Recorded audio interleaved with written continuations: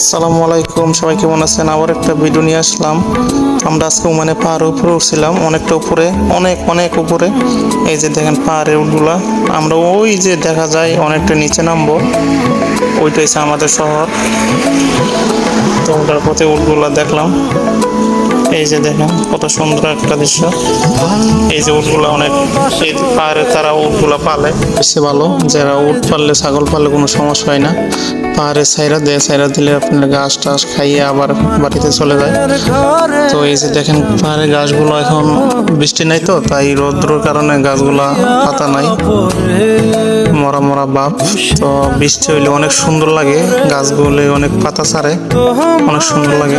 তো এই যে দেখেন, এই যে পাহাড়ের পাশে আছে আপনার সাগর, আরবের সাগর, অনেক বড় সাগর। এই যে দেখা যায়, তো অনেক সুন্দর লাগে। এক পাশে